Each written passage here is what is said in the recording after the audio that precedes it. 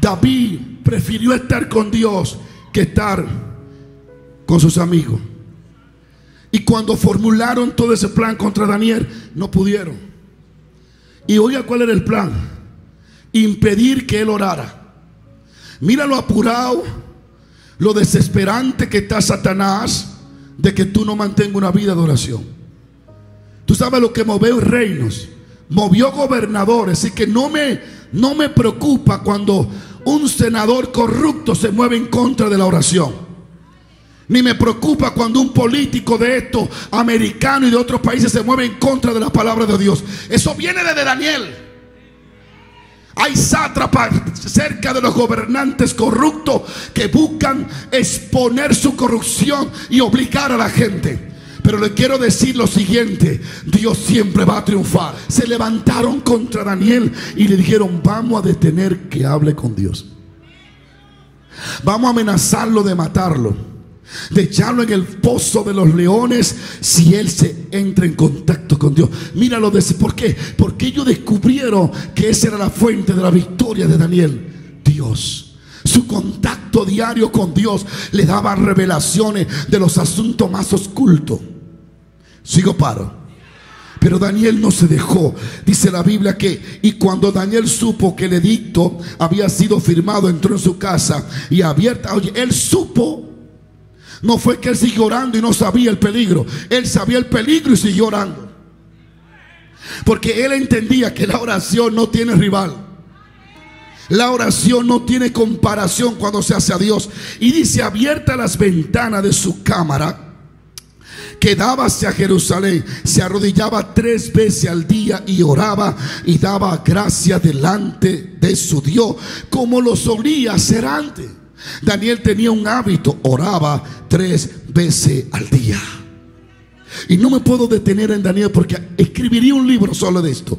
Pero mira lo que Daniel hace: prefiere morir antes que dejar de orar. Porque resulta que si no ora te muere. Daniel dijo: yo prefiero morir y no vivir una vida desconectada, sin contacto con Dios. No confíe en alguien que no tenga una vida de oración. Alguien que no tenga una vida de oración nunca podrá darte una dirección espiritual. Jesús le daba prioridad a la oración. Él vivía orando. Él solo dejaba de orar para hacer milagros y predicar, pero cuando terminaba entraba a la oración. Sigo paro. Mira lo que dice Lucas capítulo 5 en el verso 15. Él allí había limpiado un leproso, le había puesto la mano y la lepra lo había dejado. Impresionante.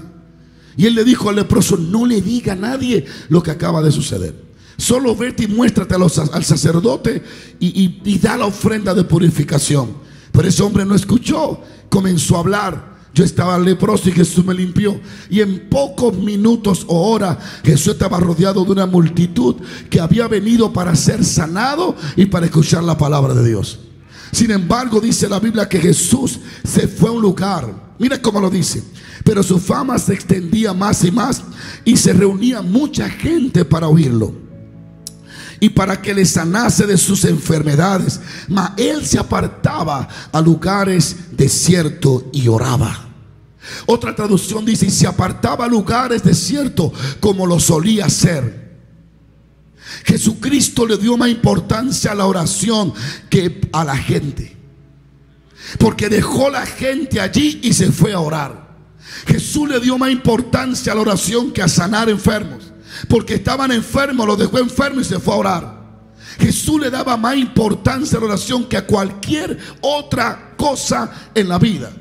La oración para Jesús era como los moños de Sansón. La oración para Jesús era como la vara de Moisés. Era el punto de contacto con Dios y con la fuente que le proveía la unción para sanar enfermos. Jesucristo a veces se amanecía orando, y cuando no se amanecía orando se levantaba temprano a orar. Multiplicó los panes y los peces, y en vez de irse a celebrar se fue a una montaña a orar. Le dijo a los discípulos: crucen al otro lado. Fue ahí que él caminó sobre el agua. Él se fue a orar alrededor de 5 a 6 horas. Después de un milagro tan espectacular, se fue a orar. ¿Por qué Jesús se le ve todo el tiempo orando, invocando a Dios, clamando a Dios y dependiendo totalmente de Dios? Porque la oración es la que nos hace elegible en Dios para poder oír su voz. En la oración tendremos mucha dirección. Y no tengo tanto tiempo de hablar porque es un tema tan hermoso, tan poderoso, que en un ratito no se puede desglosar. Esto debería ser una serie nueva, la oración. La iglesia debe de entender que la oración es el motor, es lo que nos impulsa, es lo que nos hace sensible, es lo que nos espiritualiza con la palabra de Dios. La oración es la que nos da la sensibilidad para no estar rígido ante las cosas espirituales, para no estar inconsciente a lo que está pasando de Dios, para no ser ignorante frente al movimiento del Espíritu Santo de Dios, para no ser personas sin corazón frente al toque del Espíritu de Dios. Debe de entender que debes de orar y debe de buscar a Dios en oración, en ayuno y en la palabra, porque en la oración está tu fortaleza en el Espíritu de Dios. Y no debe de esperar sentir para orar, ni debe de tener un motivo para orar. Tu motivo debe de ser acercarte a Dios. No espere que el carro se dañe para pedirle a Dios que te ayude. No espere nada de eso. Instala una relación con tu Dios. Haz un hábito. El hábito es más fuerte que el deseo. Haz un hábito diariamente. Búscate un lugar, una hora específica. Oh, gloria a Dios. Que no te avergüence. Si no alcanzaste a llegar a la habitación, tírate en la calle y ora. Los musulmanes oran donde quiera que le da la gana. ¿Por qué tú no puedes orar donde quiera que te dé la gana? Debes de buscar a Dios en oración, porque en ese tiempo Dios te va a fortalecer. A su nombre. Dejó la gente y se fue a orar. No es que él no se preocupaba por la gente, no era que no tenía deseo de sanarlo, era que tenía una prioridad: buscar a Dios, orar. A Jesús se le miraba muchas veces dejando a la gente, yendo a su lugar a orar.